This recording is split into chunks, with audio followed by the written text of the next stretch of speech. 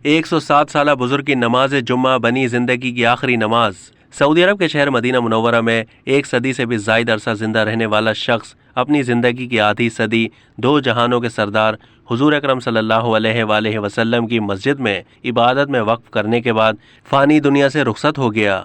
शेख मोहिउद्दीन हफीजुल्लाह की उम्र 107 साल थी। वैसे तो उन्होंने तन्हा जिंदगी गुजार ली थी, तहम उनकी जिंदगी का एक ही साथी था और वो था कुरान करीम। एक छोटे से कमरे में वो कुरान शरीफ की तिलावत करता रहता था, लेकिन इस ईमान वाले शख्स के पुख्ता ईमान का अंदाज़ा इससे लगाया जा सकता है कि वो इसी कमरे में रहता था जो मदीना मुनव्वरा में मस्जिद नबवी से 3 किलोमीटर दूर वाक़ था, और वो रोज़ाना 2 मरतबा 3 किलोमीटर पैदल सफ़र करके मस्जिद नबवी जाकर नमाज अदा करता था, और ये सिलसिला 50 साल तक जारी रहा।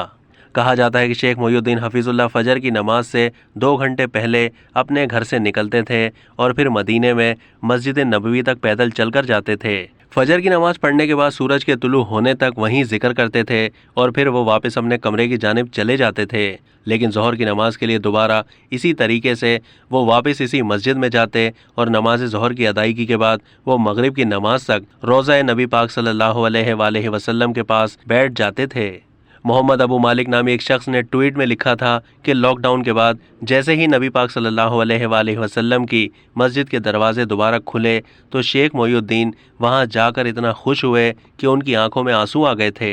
फिर एक दिन मस्जिद नबवी में नमाज जुम्मा की अदायगी के दौरान अचानक उनकी रूह परवास कर गई, जिसके बाद उन्हें हुजूर पाक सल्लल्लाहु अलैहि वसल्लम की मस्जिद के करीब कब्रिस्तान बकी में ही सुपुर्द खाक कर दिया गया, जहां अहले बैत रसूलुल्लाह सल्लल्लाहु अलैहि वसल्लम, सहाबा कराम और दीगर कई मोअज़्ज़िज़ शख्सियात मदफून हैं।